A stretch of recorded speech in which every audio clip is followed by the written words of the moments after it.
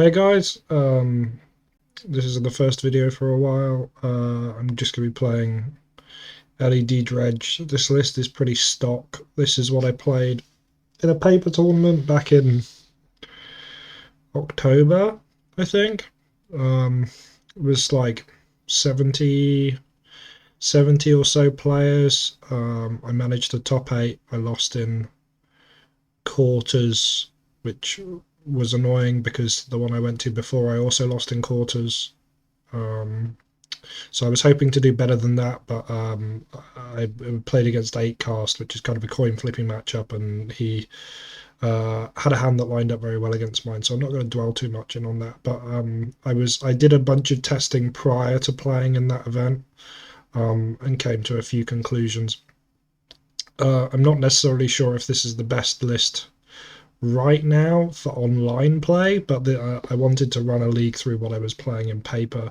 The only difference from what you'll see before you to what I played in paper was in paper I played one Poxwalkers over one Icarid, which was okay. There were situations where it was worse than Icarid, and there are situations where it was better than Icarid.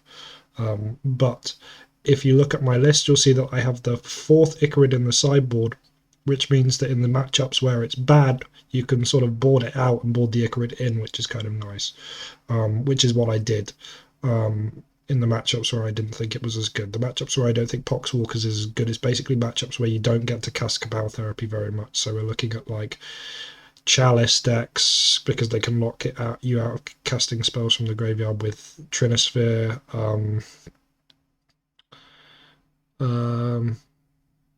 Basically just Chalice decks. Maybe there's some others. I've not played enough with Poxwalkers to know if there are other matchups where it's worse, but there were some other spots where it was good. The rest of this list is pretty stock. I was on 3 Griefs, 2 Putrid Imps for a while, but I decided to go for 2 Griefs, 3 Putrid Imps. The reason I picked 3 Putrid Imps was because I was kind of concerned about like Scam. I don't think it's a bad matchup, but what you can do is you can get scammed. You could get scammed by them reanimating your one of Dredger, and like you cast like turn 1 looting and then you discard 1 Dredger and then they just reanimate it and then you can't play the game. That was one of the play patterns I was encountering that was kind of losing me the game. Obviously there were other problem matchups where the card's good, like depths and lands. I actually played against both depths. I played against depths and lands, and I beat them both because I got a bit lucky in both matchups. But I was happy to have the 3rd Putrid Imp on the day, basically. Also, another thing I was countering was I was actually boarding out Grief in a fair number of matchups. I don't think Grief is a terrible card. I also don't think it's like the be-all and end-all. I'm enjoying this list in paper, but I actually recently 5-0'd with a list that didn't run any copies of Grief, and I actually moved the Icarid and the Ox to the main board, which is pretty much the configuration that I go for against blue decks, main deck, where I'd ideally like to be against blue decks, sort of post board. There's like a couple of cards that you can sort of flex against blue decks, but you want these are the main 2 that you bring in against the blue decks. Apart from that, this list is very stock in the main deck. I still believe heavily in the 3 City of Brass over the 3 Gemstone Mine. That's a change I made over a year ago now, and I'm stuck by it. I don't believe in going back to 3 Gemstone Mine. I think with the way Legacy is playing now, the way the play patterns are often against the control decks, you'd rather have City of Brass than Gemstone Mine. It's possible we go up to the 4th City of Brass, but when I tested that, I wasn't happy with it. Sideboard very stock, kind of greedy. I'm always greedy with the Graveyard Hate. If you're playing a 3rd piece of Graveyard Hate, I think it should be Fairy Macabre. This selection of anti-hate pieces I settled on. I wanted 3 cards that answered both Dothy Voidwalker and Leyline of the Void, because I was scared of the mono black Helm deck, which was actually out in force in the paper event that I went to. I think Stern Dismissal is marginally better. But it's basically the same against the maybe slightly worse against the Helm decks, but against the Saga Leyline decks, Stern Dismissal's better. It's also better against Reanimator because there's like a black Reanimated deck that sometimes runs like Dothy Voidwalker on Leyline, and then Chain can be awkward because it bounces your own Leyline. One Ashen Rider, one Ox, one Icarid. Ox and Icarid in the sideboard is something I've been liking for a while with the Griefs in the main deck. Then Lightning Axe. This is probably the card that sticks out the most. So I'm going to go a little bit into my justification for this card. I did a bunch of testing with Firestorm because I wanted something that answered Dothy Voidwalker, and I also wanted something that was kind of good against Elvish Reclaimer. And I was testing Firestorm, and it was just really awkward, like having to discard multiple cards against cards which have more than one toughness. Felt really bad. Like, for example, against Dothy Voidwalker, if you want a Firestorm to answer the Dothy Voidwalker, you can kill the Dothy Voidwalker, like, all the time, because you can target both them and the Dothy Voidwalker. The target's not the problem. The problem is you have to pitch 2 cards to the Dothy Voidwalker, which then get exiled, and then you then have to be able to do something after that in order to play the game. Lightning Axe is a lot better in the sense that Lightning Axe allows you to only pitch 1 card, cleanly answer the Dothy Voidwalker, and then hopefully you have more resources to go off. I was in a situation where, like, if I had like an extra card, I could do something after I killed the Dothy Voidwalker, but the fact that it was costing me 3 cards to kill it was just like too much in terms of like raw card economy, and I wasn't able to beat the Voidwalkers with it. Another thing that's kind of awkward is sometimes you can be put in situations against Elvish Reclaimer where they can kind of like get to the 3rd land in graveyard to increase the toughness, so you can't Firestorm it for 2, you have to Firestorm it for 4, and that just sucks. Lightning Axe can always cleanly answer it pitching 1 card. Also, if they are in a situation where they have a non-summoning sick Elvish Reclaimer, you're sort of in the same Dothy Voidwalker situation where you can pitch 2 cards, but then they can just bog you with the spell on the stack, and then you lose the 2 cards that you pitched. You'd rather only pitch 1 card in those situations. So I settled on Lightning Axe, which I actually really like. The other card that's potentially an option is, I think it's Bone Shards. Bone Shards, I think it is, from Modern Horizons 2. Yeah, that's you can sack a creature or discard a card and it destroys target creature or planeswalker. The problem I don't like about that is because it's sorcery speed, which I think makes it unplayable. You need the instant speed. So often the line with Lightning Axe, because it's a card that you want to bring in against Delver, and it's also a card that you want to bring in against Cephalid Breakfast, is you use the Lightning Axe at instant speed. Like you pass the turn with a red mana up, and then you Lightning Axe in their turn. The fact that you have to do it at sorcery speed is just not good. It's just not good at all. So for that reason, I do not like Bone Shards. I think Lightning Axe Lightning Axe has been overperforming. You can also board it again against Initiative, because it can nicely answer Seasoned Dungeoneer. It's just a pretty versatile card right now. They're good against goblins as well, against like Mind Goblin. You can kill the Mind Goblin with the trigger on the stack so they don't get the mana. It's just well positioned against a lot of random stuff in the metagame. I actually wanted 2. I was testing Firestorm and Lightning Axe. I was testing a Firestorm main deck, because you can't main deck Lightning Axe. That's the one thing against Lightning Axe. You can main deck Firestorm because it's always live, but you can't main deck Lightning Axe because the situations where it's just a dead card, like you can't speculatively keep a hand on the Firestorm, on the Lightning Axe being live, and then if it's not live, you just like lose the game. Like it's not good. Whereas Firestorm, you can. I had a Firestorm in the main and Lightning Axe in the side for a little bit. Then I shifted them both to the side, and then I cut the Firestorm completely. I'd like to fit a second lightning axe into the sideboard, honestly. But I think 5 leyline answers is non-negotiable right now. I'd like more pieces of graveyard hate. I did cut down a leyline of sanctity, and I felt no. Even though endurance is not what it used to be, you definitely still want 3. I think right now the weakest cards in the sideboard are Dread Return and Ashen Rider, and it's like you could shift the Dread Return to the main deck. Like that is a thing you could do. Like maybe you cut a Grief and then you get an extra sideboard slot, but it's sketchy. It's sketchy. Yeah. What else has been going on? So that's basically me talking about the list. I've ranted for like 10 minutes. I will talk about the Mathers Van Gogh Blue Dredge. I also did a bunch of testing prior to that tournament with the Mathers Van Gogh Blue Dredge. The reason why I didn't play that in paper was partly I wasn't able to source. I'd need 2 more. I own 1 Underground Sea, but I need 2 more in order to play it in paper. And I also didn't own any Force of Wills, so I needed to borrow 2 Underground Seas and 4 Force of Wills in order to play the deck. If I didn't want to shell out like £1,000 myself, which I didn't really want to, just for 1 paper tournament.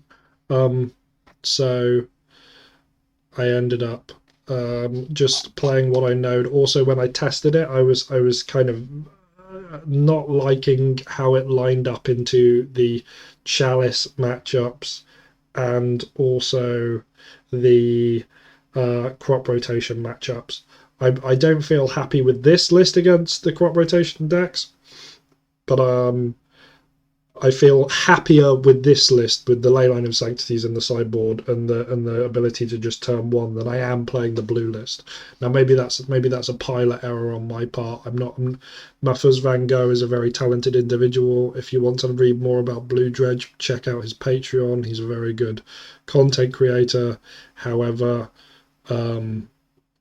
so far it's not for me. I'm willing to do more experimentation with it, but honestly, when I've been playing Magic recently, I've been playing other formats. I played other stuff, but I did play a paper tournament. I did prep for it, and this is what I settled on as the list, so I thought I'd show you guys, run it through a league, see how it goes.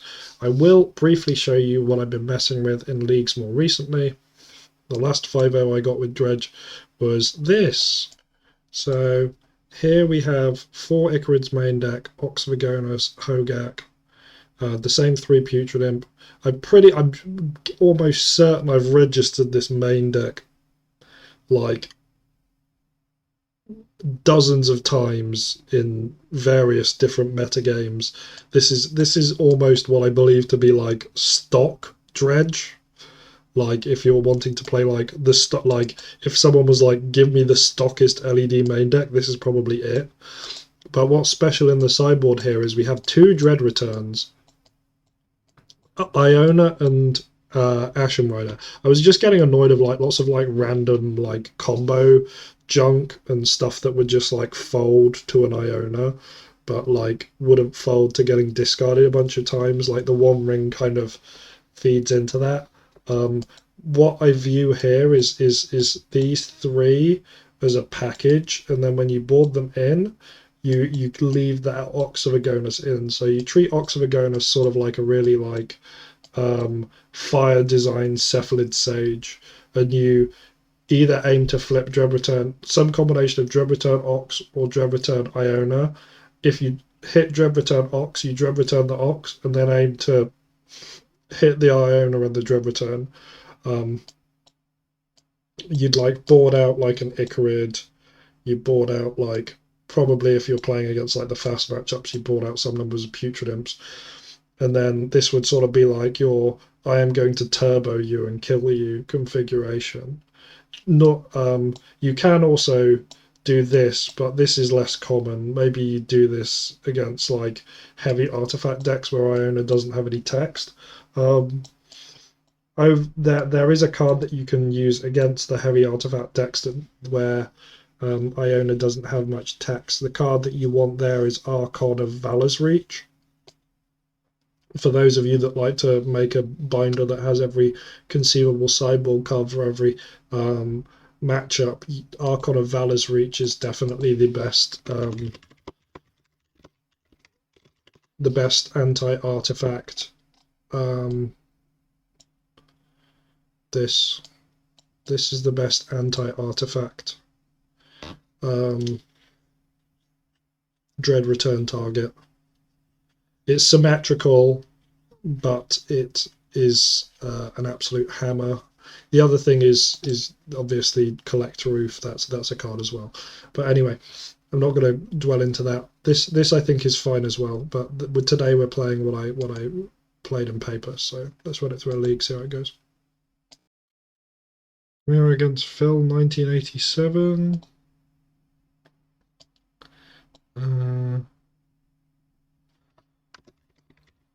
Not sure what he's playing. This hand is unkeepable, so was the previous one. Mulligan this as well. This hand's good. We need to draw a Dredger or a blue enabler, but apart from that, I'm keeping this. The reason why this is a good hand, even though we don't have any ways to any Dredgers, is because we've got Putrid Imp, Lion's Eye Diamond, and 2 Cephalic Colosseums. This is a very strong configuration against most things. Drawing that City of Brass is very nice as well, because it lets us do this. I'm going to play out Petal. I play Putrid Imp. This does potentially lead us Putrid Imp to getting Fatal Pushed or Lightning Bolted or something, however I'm not too concerned about that. I'd rather get the Putrid Imp in play. Who's to say if we pass the turn not doing anything, they won't forcible the Putrid Imp potentially. If this City of Brass gets wasted, there is an argument there to not playing out the Lotus Petal to kind of encourage them to waste the City of Brass. The reason I played out the Lotus Petal here is solely because it's the only card in my hand that gets Thought Seized. If I get Thought Seized, I kind of don't want to lose the Lotus Petal, because I would like to, like, imagine if they go Thought Seized plus waste. Yeah, there we go. Getting Thought Seized right now. Pitching Orcish Bowmasters, which is actually a very good card against us. No,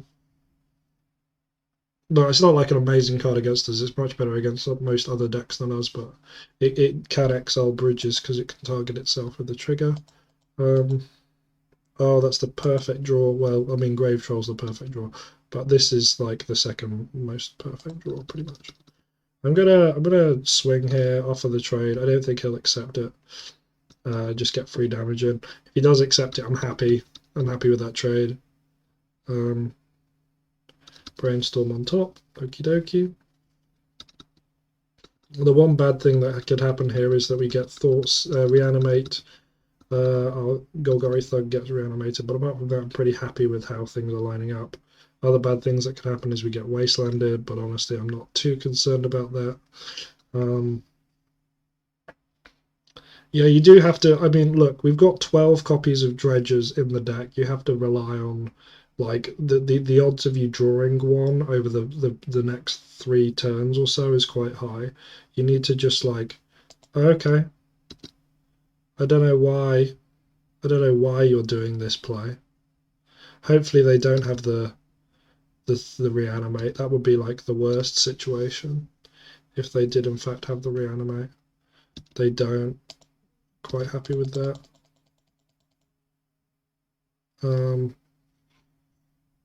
So we play out this. Now we don't have Ox main deck because we're playing Ox in the sideboard. So we don't need to be concerned about having double red up after all is said and done.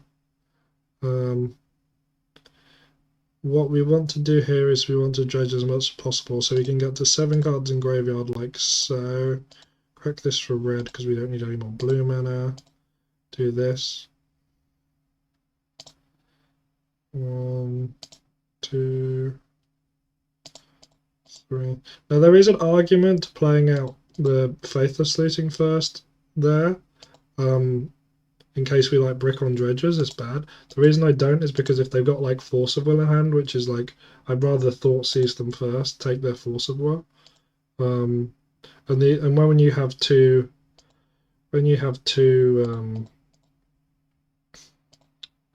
cephalid Colosseums, your odds are pretty high. So the other thing is if they decide to daze us, it's kind of awkward as well because we don't really want to pay for the daze. So if I was to name a card here, I'd name daze, and then I'd just cast the looting. So against scam, you bring in these. Grief, I don't think is especially good. It's not where you want to be. I don't think you want to bring in Leyline of Sanctities. I think it's kind of a trap. Maybe you could bring in one. You could bring in one instead of the Lightning Axe, but I really kind of don't like that way of playing because you can kind of just lose to like you can get Void Walkered by Scam. You could just get like Days forced by Scam. I feel like the deck in and of itself is quite resilient to discard by just keeping consistent hands. But I could believe an argument for bringing in one. I think bringing in more than two of these is completely wrong. I think it dilutes the deck too much. But I think bringing it in as a one-off's fine. I've just sort of settled on. Um, so um, I think overall this hand's bad because it loses to Thoughtseize. Against Delver, I'd consider keeping this hand like standard Delver because it can discard to hand size and then it can like do a protection from Dazed Faithless Looting the next turn and then follow up the turn after by flashing back Faithless Looting. But against Scam, which has so much discard, I'm just going to mull. Um, this is good. This is good because it's got two ways to potentially get a Dredger in the graveyard. It's got multiple dredges, which I'm trying to mentally decide if I would rather keep a dredger or a cabal therapy. Um, I think I would rather keep the second dredger just to play around Thoughtseize, but it's very close. Um, um, yeah, yeah. This is the reason why you keep the second cabal therapy. If we had the second, if they reanimate grief here, we're in a bit of a situation. The one good thing about Stinkweed Imp is that if we get to a third land, we can just hard cast Stinkweed Imp and then flash it back, flashback Cabal Therapy to get it in the graveyard, which is a play that the blue decks struggle to deal with quite significantly. Um,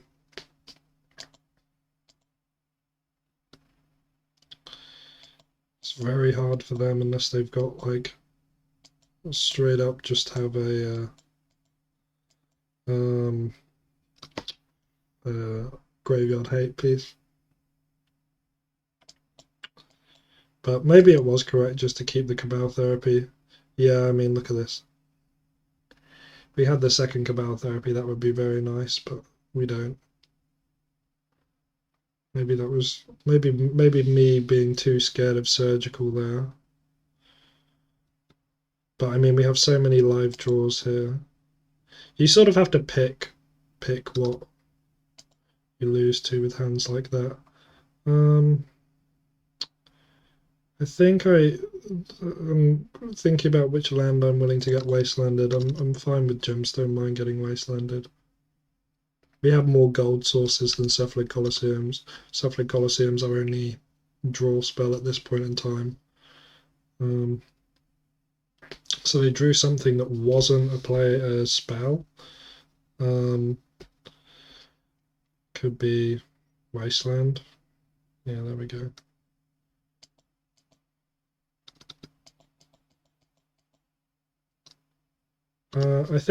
I think right now I'd just like playing on the discarding to hand size. We could discard to hand size in 3 turns. They got 1 card in hand. Might be a Bowmasters. Oh, there's a Reanimate.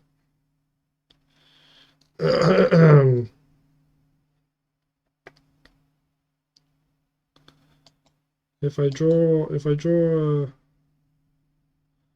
reanimating grief, please reanimate grief. That's so good for me if you reanimate grief. Oh god, that's so good for me.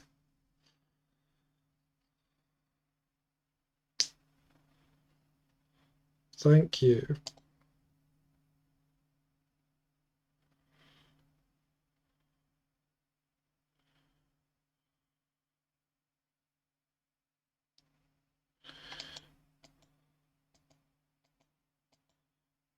Now, I'm not going to take a natural draw after I discard the thug. I'm going to dredge it. Because even if I took a natural draw, I wouldn't be able to activate the Cephalic Colosseum anyway until I had taken a dredge. So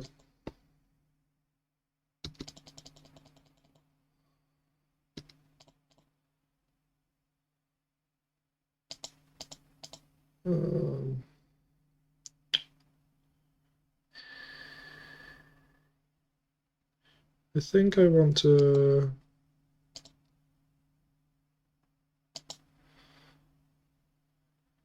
I think I have to do this, keep dredging. I think that's the only way I win this game. This guy got a Grave Troll. Yeah, I think we lost this game because I bottomed the second therapy.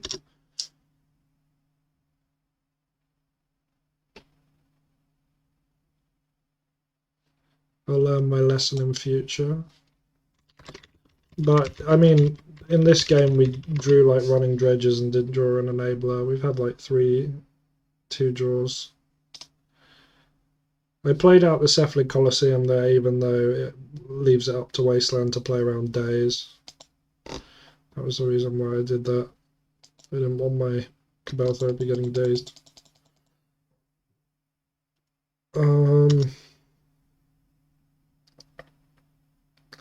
I need to have some very good dredges next turn. It's not unwinnable, but they need to be very good.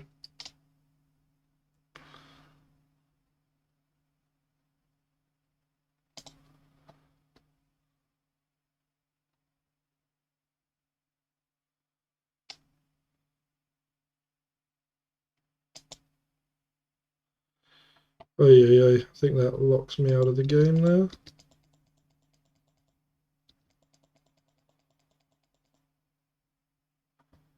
Yeah, can't beat that. Right, we go next.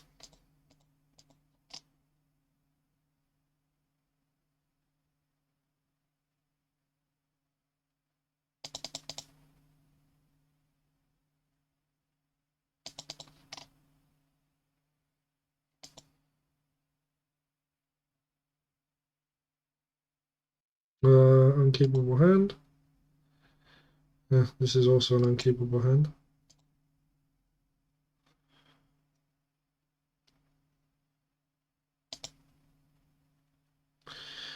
Yeah, I think keeping that Staggering Imp kind of goes against my general mulliganing strategy of where you just want to have as many spells as possible post board. I think that was probably a mistake by me in game 2 to not keep the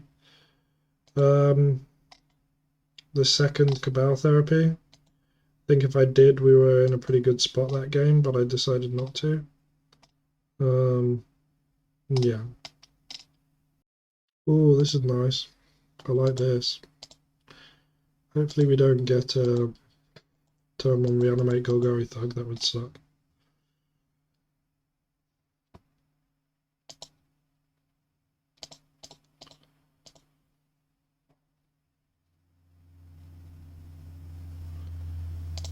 I will keep the 2 Cephalic Colosseums.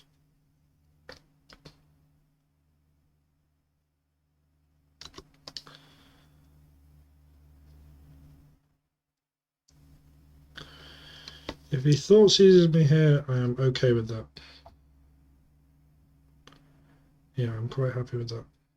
The one bad thing is if he then reanimates my Golgari Thug, that sucks.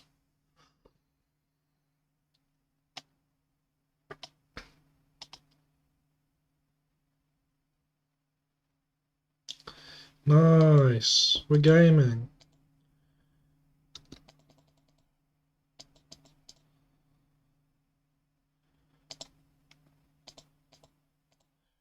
I didn't even have to sadly decline to return an Archimeber.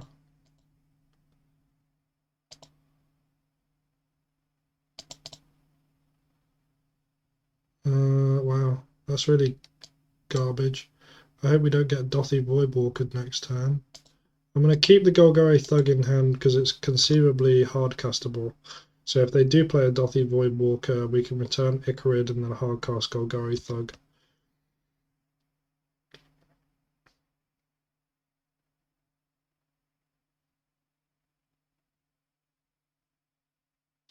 But they ummed and ahed on that hand for a little bit, so maybe it's not especially good.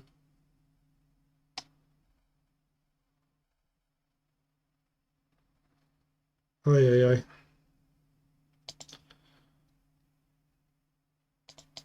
You really didn't reanimate my Go-Go Thug to do that? That's so greedy. I think we still win now, though.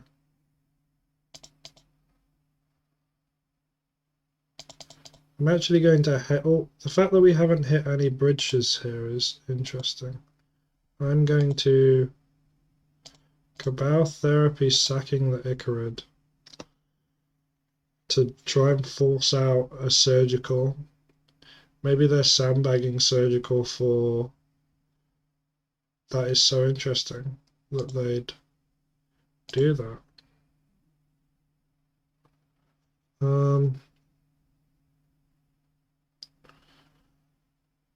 I mean, it could be. I'm not going to play around that, though.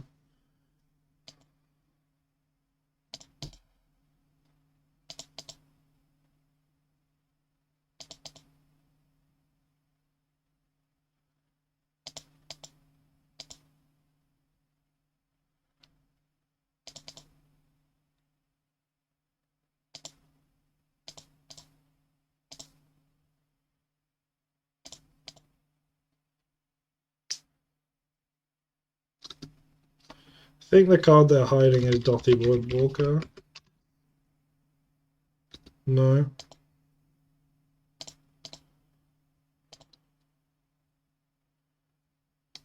What do they pitch? I mean, you have to daze me here, right? Well, okay. I'll take your brainstorm quite happily.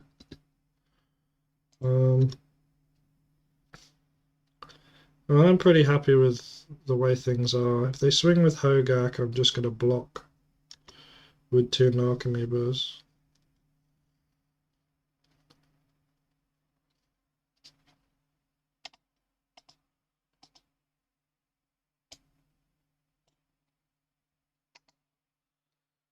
Okay, so now we know they drew nothing of use. They're just dead on board now.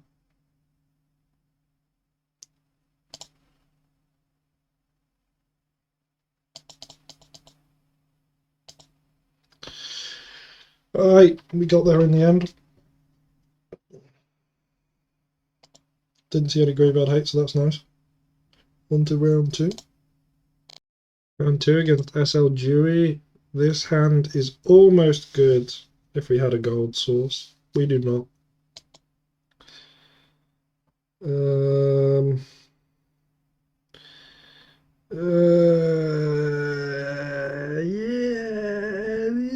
it's a hand. It's a hand. These hands, as long as they're not on Delver, I think this hand's fine. It's not something I'm excited to keep. However, being on the draw makes this a bit more exciting. I'll keep it for the content, but like this is probably a mull. Like realistically speaking, you probably shouldn't keep this hand. Though that's a good draw. That makes this hand actually a lot better. I think we lead on Grief. I know that I'm missing out on a potential Bridge from Below trigger here. I'm actually going to pitch the Therapy, I think. Because I don't want to pitch the Thug, and I don't really want to pitch the Bridge. Looks like it's some sort of 4-color control deck. Don't show me a hand with 2 forces, please. Quite happy if it's 1. I heavily considered pitching the Thug here, but I think that's a bit greedy. Sure, I will take your Ponder.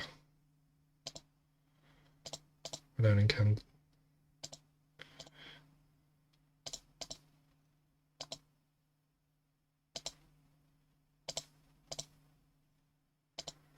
So I didn't need to keep the Thug, but when you do keep the Thug and then you get punished for it, it's nice to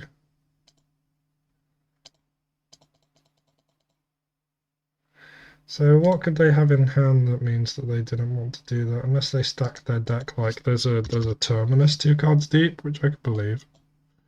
I could believe there's a Terminus 2 cards deep. Well, if they don't cycle Lori, okay. What could that be? Uro? No, Island Mountain Plain suggests they're on Jeskai. Interesting. Very confused what I'm dealing with here. Hopefully this will illuminate the situation somewhat.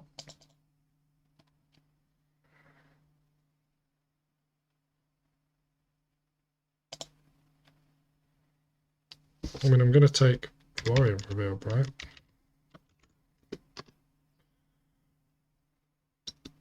Okay, they have absolutely nothing. That is fine. I'm not even going to take the Prismatic Ending. If they want to waste one of their mana to exile one of my zombie tokens, I am happy that they are doing that. I would rather save my Cabal therapies for when I can use them to sack and make multiple zombies rather than just one.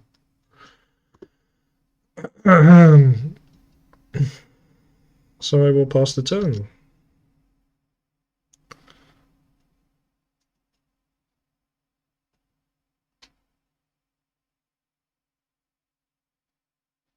So that was a good game. That's a good Dredge game one right there. So I don't like Breakthrough especially. I also don't like Petal, which puts us in a somewhat interesting spot because it means we've got to keep 2 griefs in, which I also kind of don't like. We could bring in a Dread Return, or we could just be like, Grief is a very, very funny card. Like, if they keep a slow hand, it just sort of destroys their hand. Like, if they just keep like some Durdly thing with like 1 piece of interaction, you could just go off turn 1, and we know the coast's clear. Obviously, Ox is premium against Jeskai because it lets you cast creatures through. Lets you cast creatures through Containment Priest. You could keep the Petal in over a Grief. That's an option. I just don't like Petal, especially against Jeskai. At the very worst, the previous hand can do anything. This hand is not good. It's got 2 enablers, but both dredges are the same, and it's only got 2 lands, so it can't even flashback lootings if we dredge into them. I will mulligan this. If this grief was a Petal, this is probably actually a keep, but it's not. I don't think we can keep this realistically. I don't want to mull lower than this, so I will keep this. But this hand is bad. Hopefully we top deck looting because we're good at the game.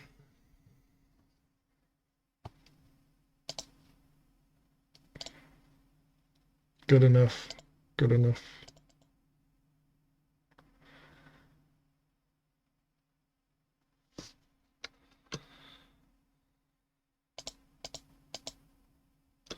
I'm gonna play this slow actually. I'm not gonna walk into potential force. That is good. That's very good actually. Oh, that is very good. What this is bad against is bad against turn 2 Rest in Peace, turn 2 Containment Priest. This is good against Force. This is good against. I mean, we're kind of insulated against Surgical anyway. But basically, we were playing around and potentially sandbagging Force there. Let's just grief here.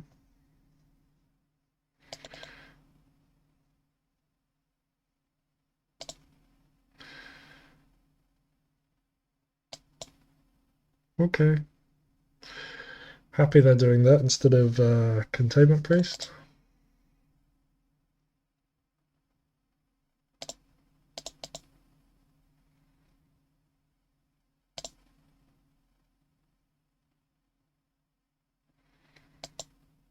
Okay, all right.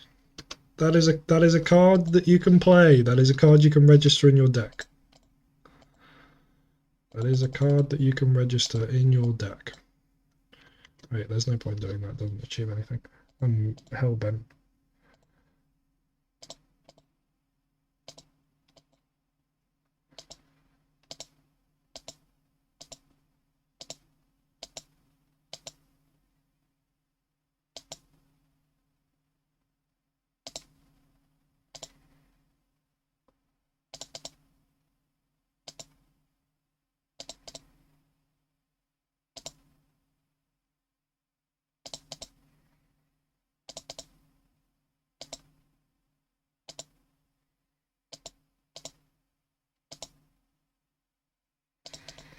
I'm gonna make Hogak. If I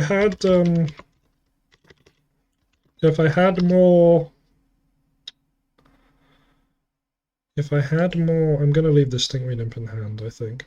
If I had more bridges, I wouldn't bother leaving the Hogak in play, but because I only have one bridge and I'm not threatening lethal just with what's on board, I'm going to return the Hogak as well. The reason why I wouldn't like to return the Hogak ideally is because if Hogak's in graveyard, that's very good for playing around. Very good for playing around Terminus. However, we don't have that luxury because we only hit one bridge, which is fine. We just have to deal with it.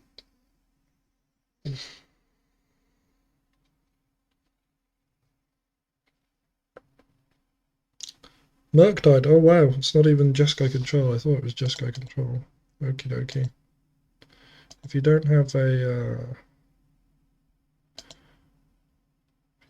a Swords to Plowshares, you're probably dead, right? Maybe I even just... Oh, I can't target them. Guess I just turn everything sideways then. There's an argument to not even turning the Hogak sideways, but I think they're dead on board. I think they're dead on board unless they have some removal spell of some kind. 9, 17, 21. Yeah, they're like way dead. They're like, that's like 27 damage. Yeah. Alright. I think my opponent cast about one meaningful spell in those 2 games, and that was Blossoming Calm, which let them survive a turn to do nothing. That was good. All right, round 3 against Wet Steak. I don't believe I've ever played against Wet Steak before. This hand is the nuts. This is what we've been waiting for.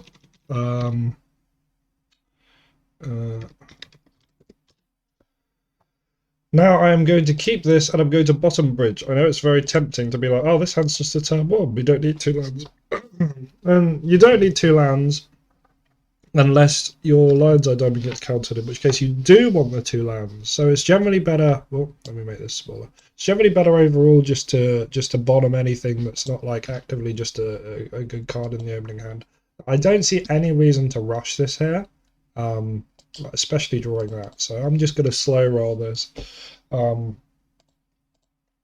Yeah, that opens up my LED to potentially getting Prismatic Ending. Oh god, wow. This is why you run Lotus Petal, people. You get to do stupid things like this. Lotus Petal, people, I'd say probably Lotus Petal is probably the card that I get that. See, this is the other reason why you don't just try and go nuts on turn 1. It's generally better. Obviously, there are matchups where you don't want to do this, but in the blind, generally, I try and slow roll hands like this. Why? 1, it gives you more information for games 2 and 3 about what deck they're playing. Misty Rainforest Pass could be any number of decks. It could be a combo deck, could be a control deck, could be a Delver deck. I want to know for sideboarding what they're playing. The other reason is you can just brick on dredges. Like if I break through here and then I flashback looting and then I didn't hit anything, I'd be in a terrible situation because I'd have used up all of my resources. in order to get basically nothing for it. Okay, so this is Rhinos. Is this the version with? No, I don't believe this is the version with the Berserker. I mean, this is very beatable for us.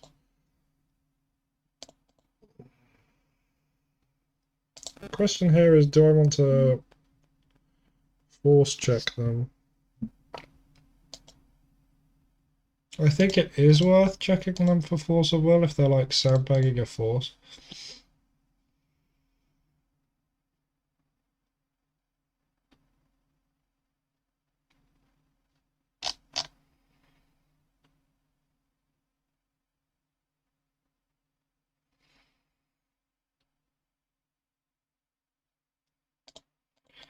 I'm force of will here. Maybe force of negation. Force of...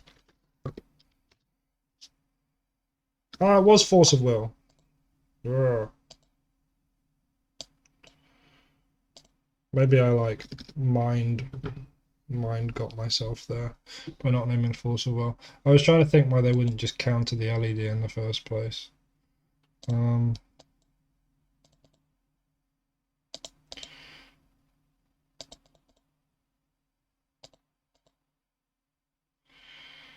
The hand is nothing I care about, so I'm just gonna pass here. Annoyingly, I didn't hit any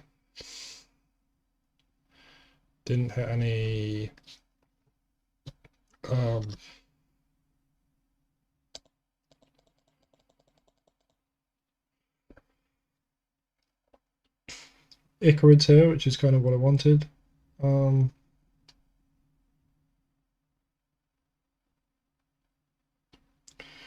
just going to block the Shardless just to take 2 less damage. It means that next turn we are able to survive easily by just blocking the Shardless agent. That really sucks. Our dredges have not been good. Maybe I screwed myself by sacking the Narcomoeba, but even if I didn't, well, I mean, it didn't really make a difference because we only hit 1 bridge. I mean, I guess the mistake was naming Fon instead of Foul, but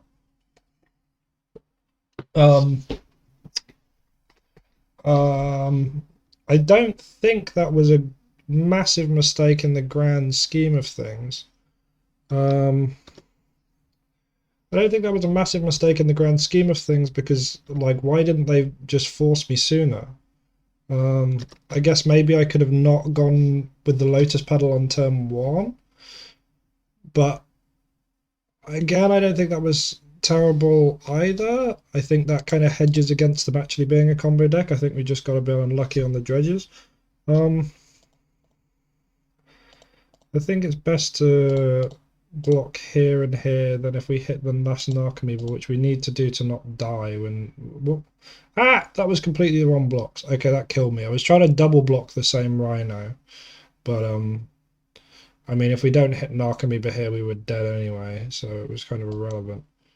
We'd have to hit exactly the last Narcomoeba. We got very... Oh, we did hit it. Okay, but even then, we'd then have to...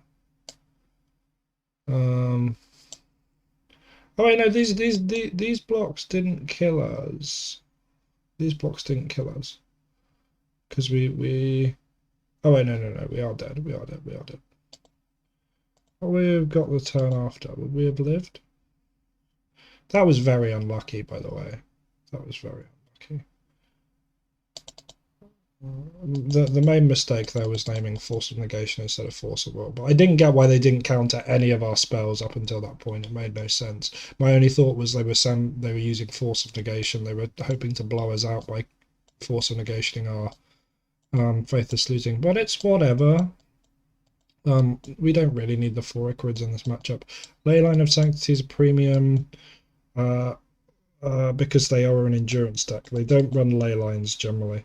One thing you do actually kind of need to be aware of is they can sideboard into Inevitable Betrayal and then they can steal your Hogak. That can be very awkward, but I'm still not going to side out Hogak, I don't think. I don't think it's worth siding out Hogak unless I see it. If I see it in game 2 and they don't have any crashing footfalls, then yeah, okay, I'll board it out. But I'm not going to board it out until I see it, I think. Hand's great. Hand's really good.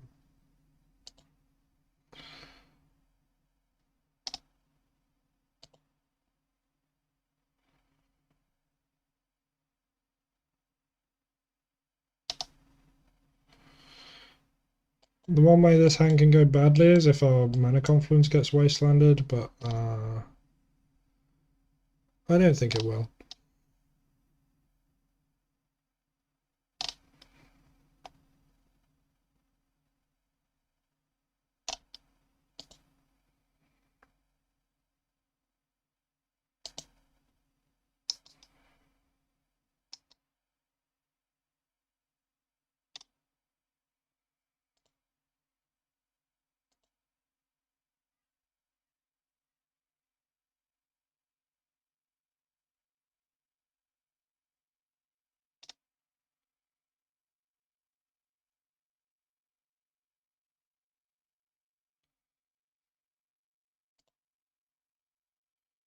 Lead on lines, I diamond.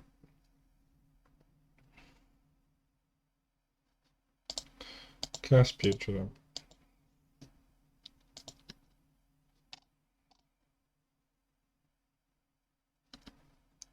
Past turn. Hope we don't get Force Abroad.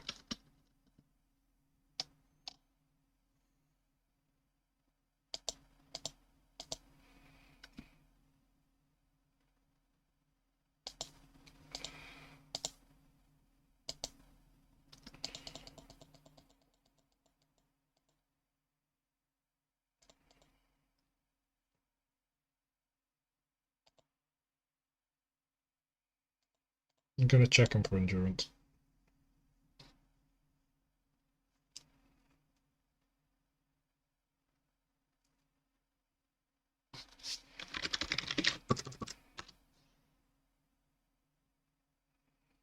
Double farm.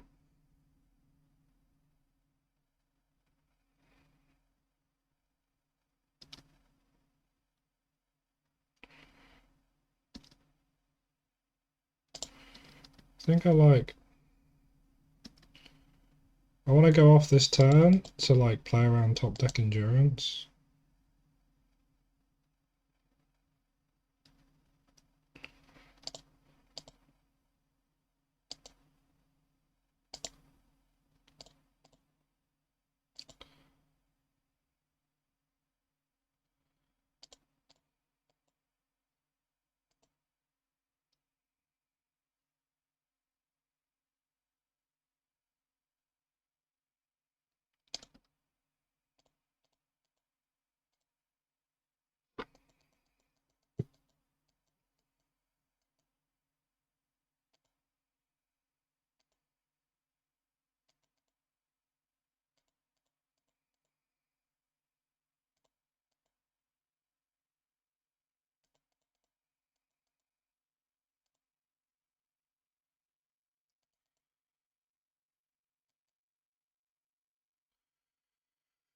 We go next.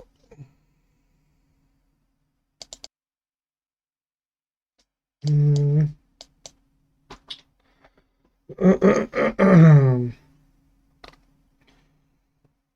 do not like this hand because it doesn't have a dredger.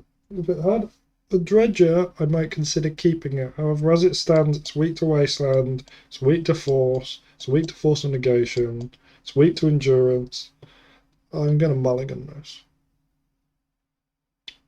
This is the kind of hand that you keep on like a 5. This isn't the hand you keep on a 6 or a 7.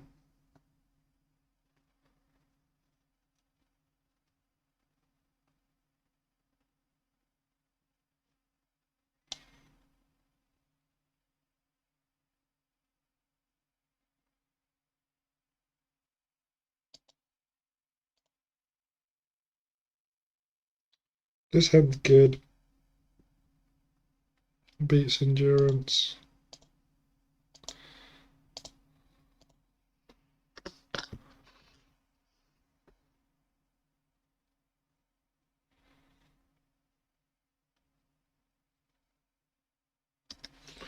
Weird.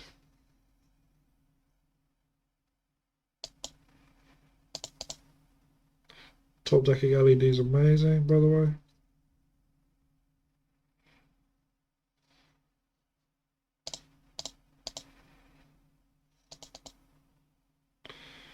Just gonna slow roll here. The fact they played nothing turn 1 to me says they definitely have something.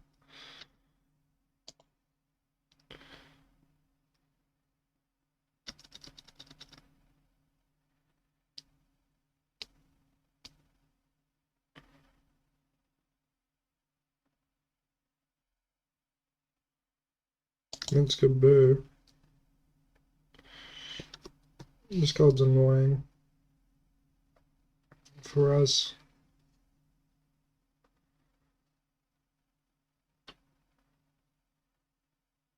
I think we hope their last card isn't force. Yeah, we go for it now because of the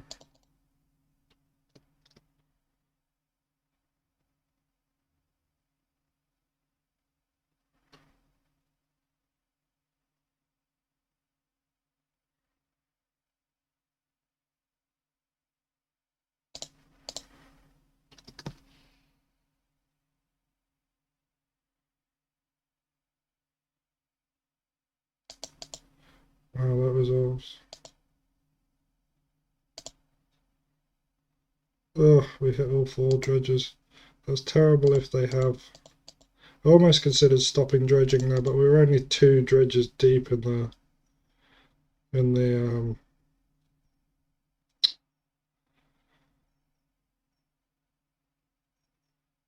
the breakthrough, so it didn't seem very good to stop dredging there.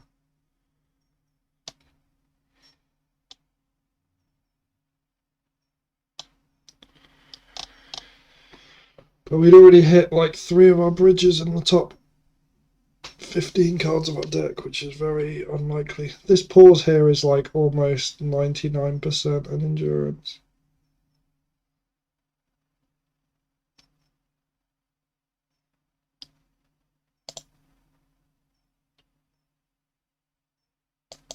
I think. Oh, I don't even have a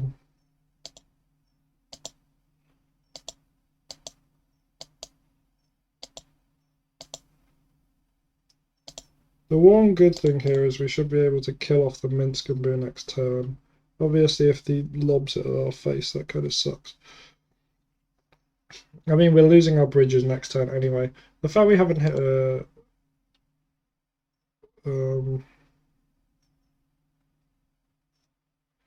yeah, sure, there's endurance, pitch endurance, but we knew about that, so it's whatever.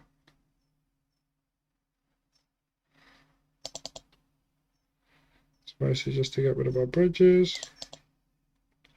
I think we're in a winning spot here. The best thing they could do is lob the house at our face, but we don't really care about that. I can't think of a card they can top deck that wins them the game here. As long as we hit 2 Icarids. Yeah, we hit the second Icarid. Okay. We're good, we're good, we're good. Yeah, I think we're fine here. If he puts counters on the hamster and swings, I'm just gonna triple block and kill it.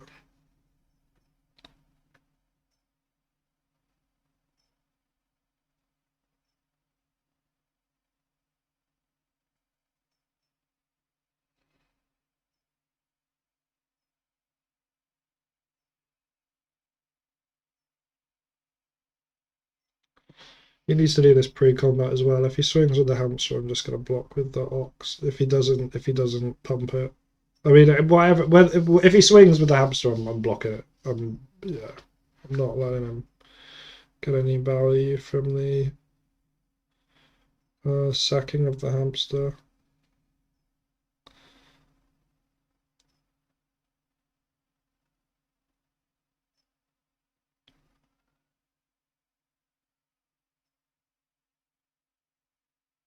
This is where you mull, though, guys. I think like a lot of people might have capped that 7 and like try to draw a dredger, but We've got way better 6s and 5s than that. We don't need to keep that. Obviously, we got quite lucky there in that we top decked a Lion's Eye Diamond, but I mean, we didn't need to because they that is the wackest play. Oh, I guess they draw the cards off that. I thought they didn't draw cards unless it shot my face. Okay, that's not that bad. Not that bad.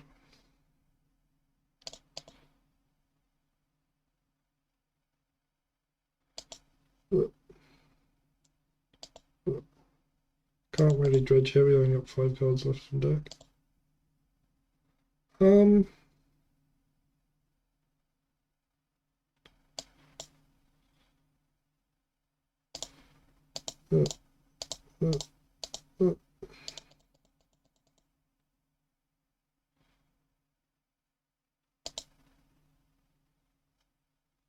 Kill the Minskambu.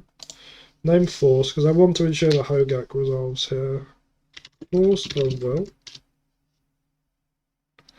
Mystical Dispute I do not care about.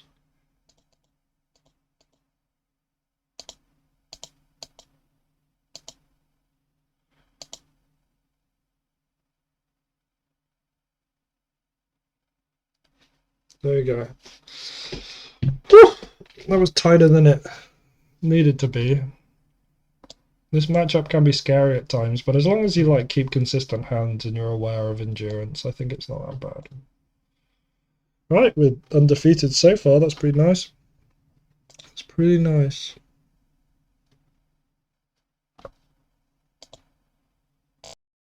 Round 4, we're against the Last King, who is, again, someone I don't think I've played against. Oh god, this hand's nuts. I hate pitching Hogak to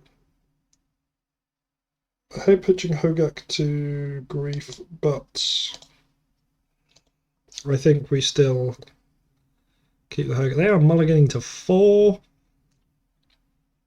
I mean, that means the Grief's probably pretty good. 3, what are you doing, tier? Unless this is like mono black and they know who I am, in which case I don't like that.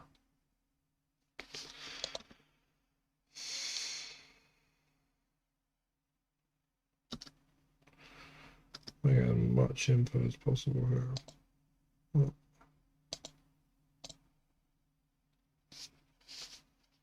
great for you.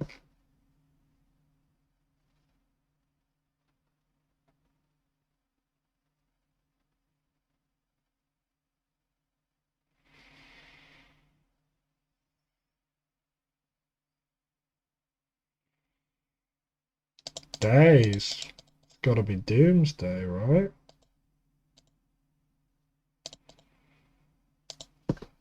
Gotta be Doomsday.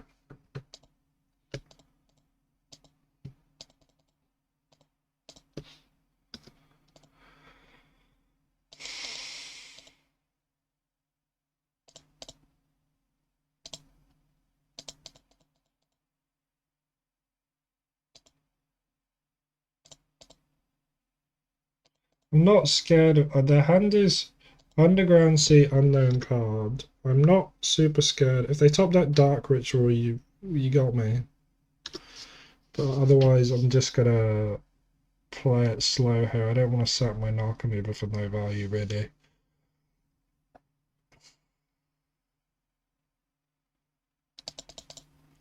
Yeah, I'm like very high on this being Doomsday. So the one good thing is that recently, though I haven't checked recently,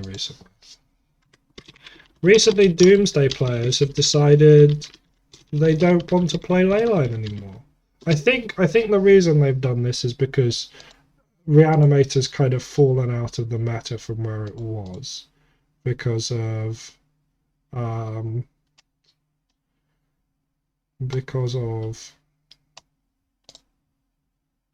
I think partly it's because Reanimator's fallen out of the meta, and I also think partly it's because they've got more things they have to deal with now with Orcish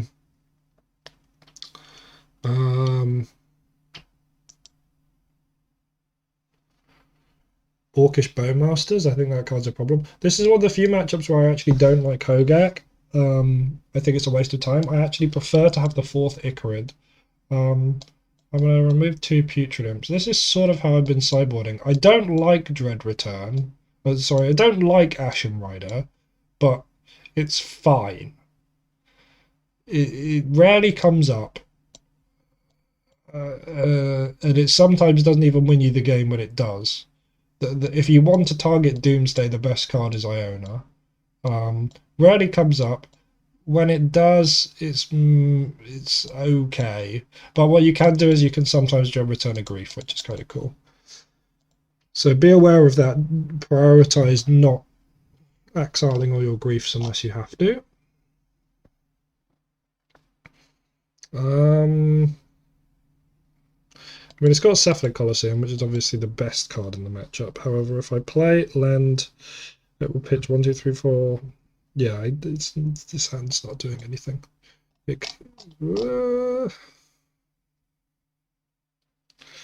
Sounds not doing anything either. If the Putrid Imp instead of a Drebritan, that would probably be a keepable hand actually, but as it stands, I don't think this is good.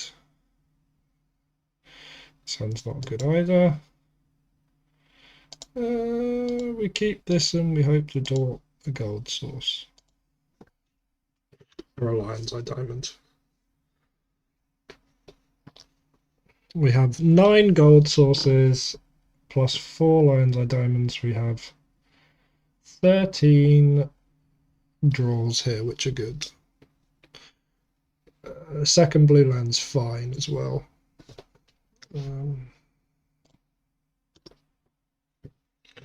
But if we draw a land on the second turn, it's not the end of the world either.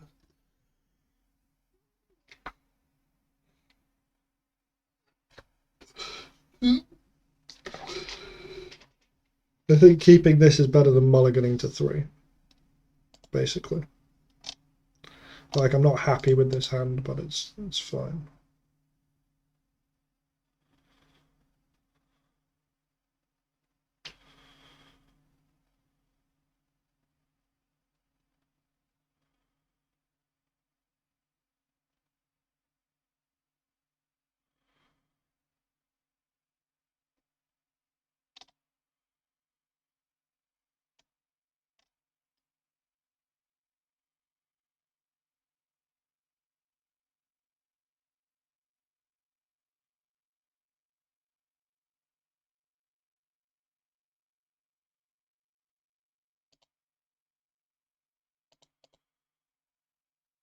What is that? Wasteland?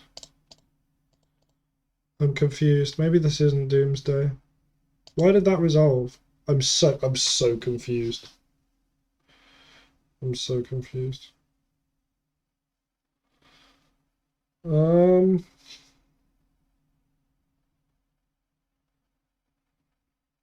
to work out if I want to keep Breakthrough or not. I know that sounds weird. I'm like, what if I get my thing countered and then I brick on dredges? I think I'm overthinking it.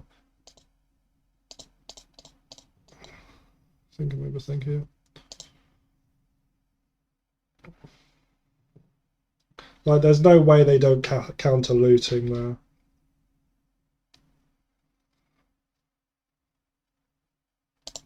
Oh, this is the other potential problem that they surgical has.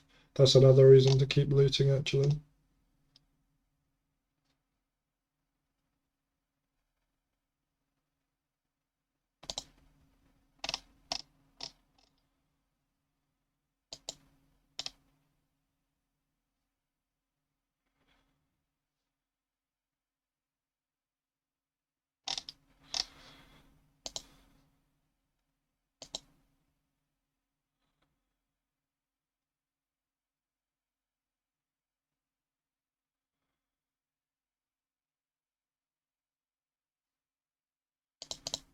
That's very weird play. If I'd have discarded 2 dredges there, that would have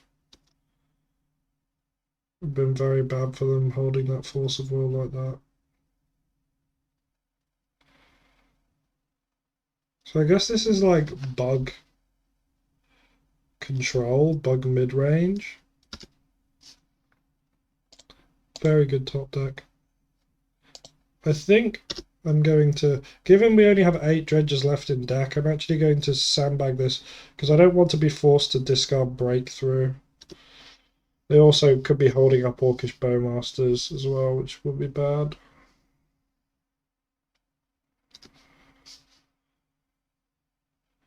I mean, I really don't want to play into a Bowmasters, but I think we kind of have to. I'm just going to do it now. We get Bowmasters, we get Bowmastered.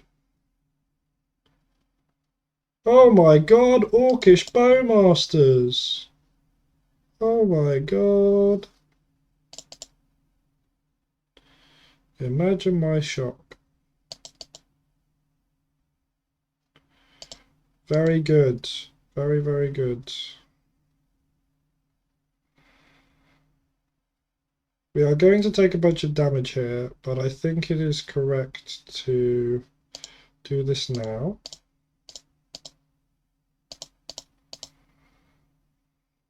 We could lose the game. I think we just need to high roll here. Not immediately bricking is definitely high rolling.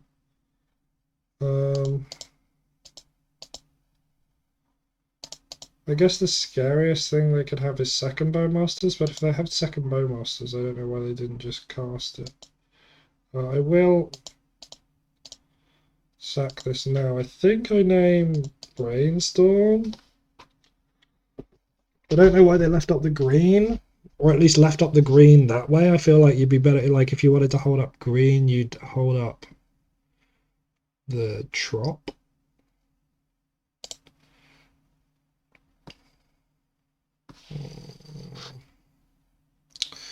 Witherbloom command, maybe? I'm not super scared of that card.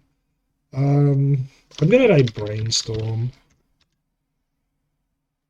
Beanstalk, second Bowmasters. I'm not scared of Beanstalk. I'm just going to name Bowmasters. Maybe I should have named Bowmasters, but like, unless they top deck the second Bowmasters for the turn, I feel like not flashing in the first Bowmasters in my end step was really bad. Because this Orc army would be absolutely giant if they'd have played it. I didn't know that Bug.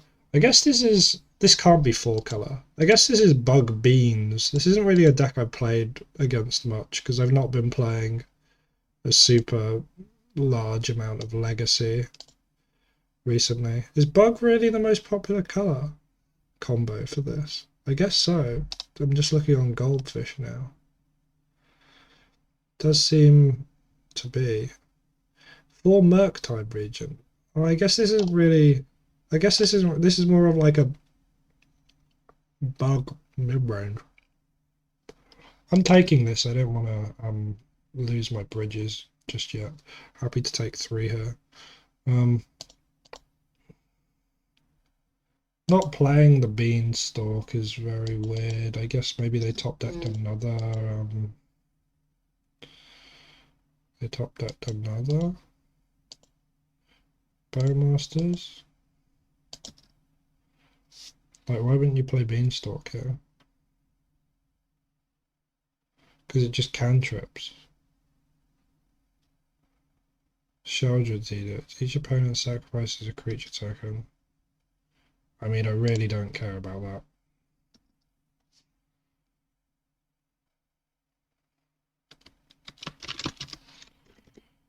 I feel like my opponent has repeatedly made plays that with the same cards could have won them the game if they'd have played it differently. I'm very happy with this trade. Very happy with this trade.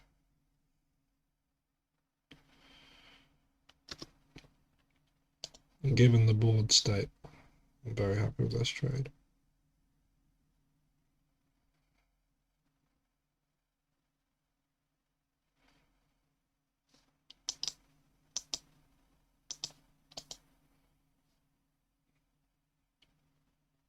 All right.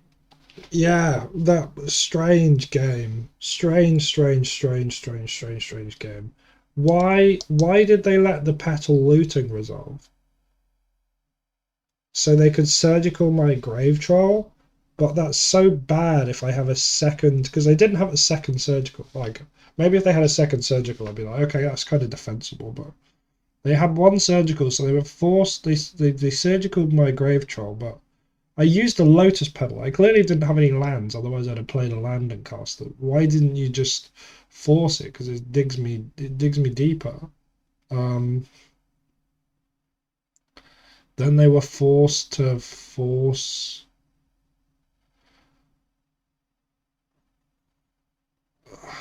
Yeah, weird game. Weird game.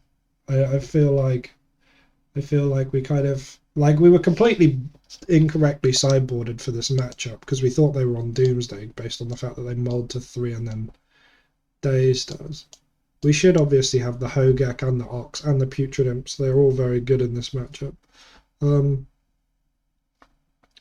Yeah, weird game, but we are 4-0, so that's good. Round 5 for all the marbles. We were against Hunding Jonas, and they are known for playing Green Sun Zenith decks and sort of Control Miracles decks. This hand is unkeepable. This sounds good. Sounds real good. Trying to work out if I want to bottom a bridge or bottom a therapy. I think I'm definitely going to grief them turn 1.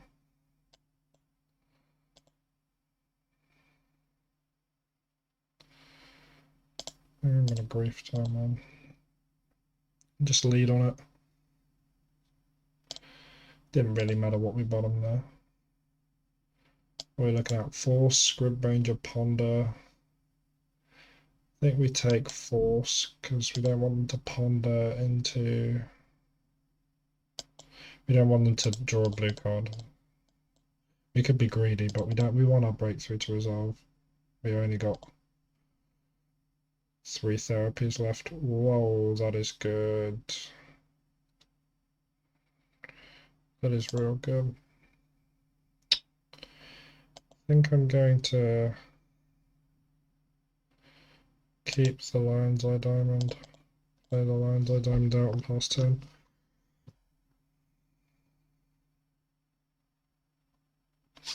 Maybe this is greedy, this like loses to endurance, but these blue decks really aren't playing endurance right now. They're playing Scrib Range is a bit weird.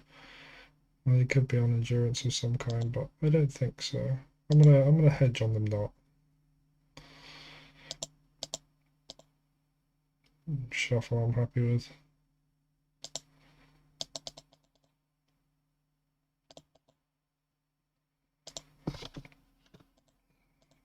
I will pitch the I will sack the Lion's Eye Diamond here so we don't break on dredges. Oh no, one of the bridges is on the bottom of the deck. So yeah.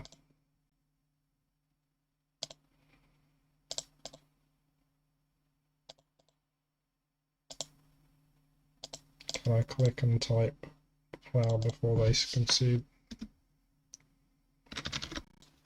So I recorded game 1 and then I must have just not recorded the games after that. So I'm re-recording it now from the replay because I mean this league's been pretty good, so I'm not going to scrap the whole thing just because of that. Also, it was kind of low energy in the first recording, so hopefully this will be a bit better. I'll talk about how I sideboarded briefly. So I wasn't entirely sure what they were on. I had a feeling that they were on something blue because I saw 1 land, but they scooped before I could do anything. I had them on some sort of control deck. I didn't know if they were on like an endurance control deck or if they were just on like the new sort of 4-color Chat Parley style lists that don't run as many endurances. So I somewhat hedged against it. I sided out the Lotus Petal, I sided out a Breakthrough, sided out both of the Griefs to bring in the Ox, the Icarid, and 2 Leyline of Sanctity, so not the third one. I valued in the blind having the Careful Study over the third Leyline of Sanctity. I was fairly certain they'd probably be on something with Endurance.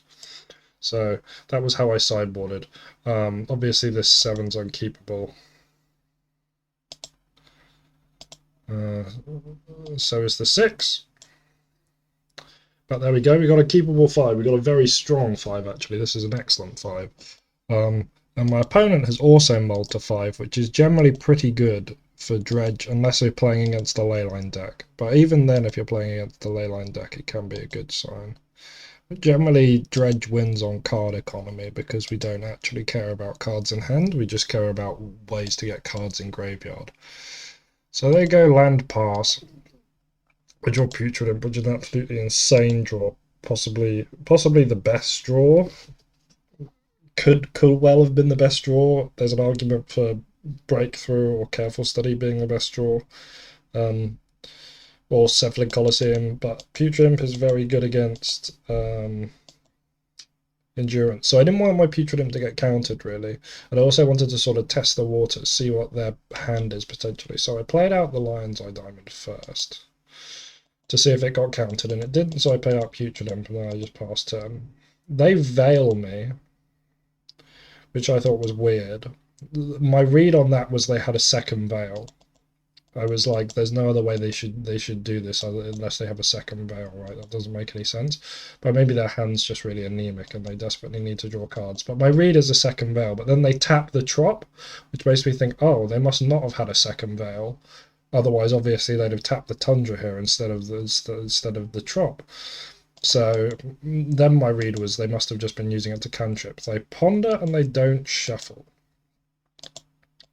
So what does that mean? My read is maybe they got some counter magic. So what I'm going to do here is I'm going to Cabal Therapy them, naming Brainstorm, because I don't really know what's in their hand, but I don't want them to then put stuff back with Brainstorm. If they got 1 mana up. Maybe they protect it if they did.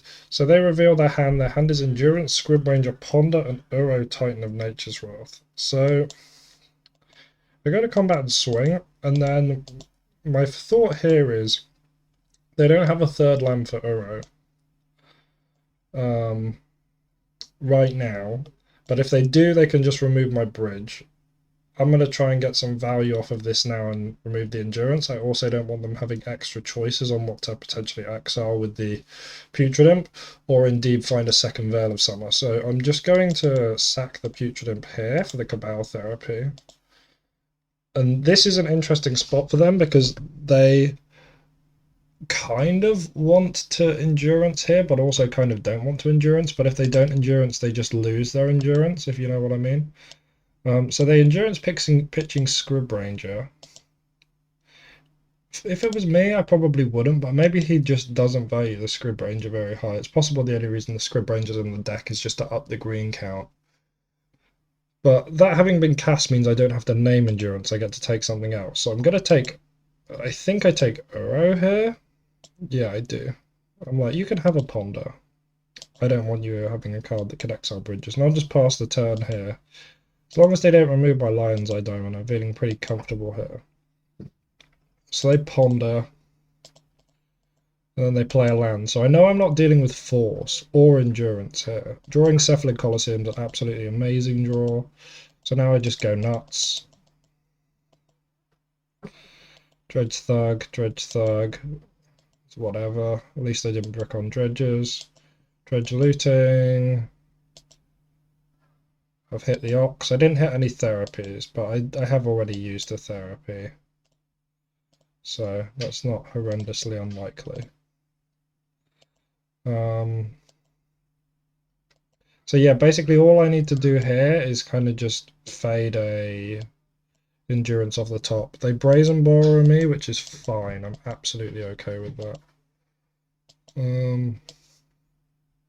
They draw something that isn't a land, so they can't escape Uro. I then go to Icarids, and then I just Cephalid Colosseum on my upkeep. My thinking being if they had an Endurance, they'd have used it in response to the Icarids. So I'm just going to Cephalid Coliseum and upkeep. And they just scoop at that. So that was the 5-0. That was the 5-0. Okay, so let's review. We got a 5-0. That was pretty clean. As I said, I've been pretty happy with this list. I've not had any problems with it. What else is there to say? We played against all blue decks. Obviously, blue decks still some of our most favourable matchups. We didn't get to bring in the Lightning Axe, really. I think we did in one matchup, but it never came up. Ox was good. We didn't use any of the leyline answers. We didn't use Ashen Rider, I don't think. But the list did its thing. My thoughts on Grief at the moment. Grief is okay. It's fine. It's not the most amazing card. It's not the most terrible card. There are metas where it's better. There are metas where it's worse, where there's a lot of like decks that are going to put stuff down on turn one that causes a problem. Grief is good. At the moment, I think we're in a sort of control-heavy meta, and I think actually Grief is kind of not so good. Yeah, obviously, if you enjoy the content, remember to do all the YouTube algorithm stuff. It is appreciated. I know I haven't uploaded a video for like a year. I've had a lot of real life stuff going on. I'm not going to make any promises of doing loads more videos anytime soon, but I will try to do another video in less than 12 months. So look forward to that. Look forward to that. I do actually now plan to go to a tournament in a couple of months, so perhaps I'll be doing lots of prep for that, and perhaps that will make me want to do more content. So we'll see. We'll see. Yeah, I think that's pretty much it. Thank you all for watching. If you're curious about the blue dredge stuff, I'll just talk briefly about that. My opinions on the blue dredge. I can't remember if I mentioned at the start. My opinions on the blue dredge. I think I think the list is fine. I think it's got a matchup spread that's slightly different to Lion's Eye Diamond Dredge. I think the blue dredge is slightly better against like really fast combo. And I think it's better against really fast combo and like some blue decks, not all blue decks, some of them. I don't like it as much into Delver, but I think you can make an argument it's better against like the endurance blue control decks. However, I think it's worse against Chalice. I think that's quite obvious. If you played the deck, you'll see that the deck doesn't play into Chalice very well. Not like LED does with the 3 breakthroughs and the 4 Lion's Eye Diamonds. Blue Dredge doesn't run either of those cards, so it's harder for it to play under Chalice. This deck can play under Chalice very easily. I think if you're good with the deck, I think it's a good deck. I think it's very hard to play. I say that as someone that's played a lot of Dredge in Legacy. A lot. I find the deck very difficult to pilot. I played a bunch of leagues with it. And it's not always immediate that when you're making a mistake that it is a mistake. I think you can make an argument that you can do it both ways. I think also to a certain extent it preys off of people not knowing too much about it. Obviously, Buffers Van Gogh is a very, very talented player of the deck. He invented the deck. He does very well with the deck. I've played a fair amount of leagues with the deck. I'm not going to lie. I've probably run it through like 10, 15 leagues at least, I want to say, which is a fair number of matches. I found overall I was getting more consistent results with this. I also enjoy the play style of this more. It plays the blue dredge plays. I like the fact that with this deck you can there are very few situations where there's like, oh, like my opponent drew a hand I literally couldn't beat. I feel like you're in situations like that more with the blue dredge deck than this deck, because this deck can mulligan to turn ones, which sort of beat a lot of the other potential things that can beat you. But yeah, I don't think it's a bad deck. If people want to learn it, but I will, I think, be pushing people towards this still for now. And yeah, that's pretty much all from this. As I said, do the YouTube algorithm stuff if it is appreciated. I don't take YouTube super seriously, but obviously it does help. And yeah, leave a comment, especially if you tested Pox Walkers. Let me know what you think about Pox Walkers in paper, because I haven't played many matches with it. I went to a tournament in paper, and that was pretty much the first time I ever got to use Pox Walkers in paper. I just sort of made a judgment call that it's probably better than the third Icarid, but interested to hear what you guys think, and yeah, appreciate all of your engagement. Thanks for watching if you got this far. Bye bye.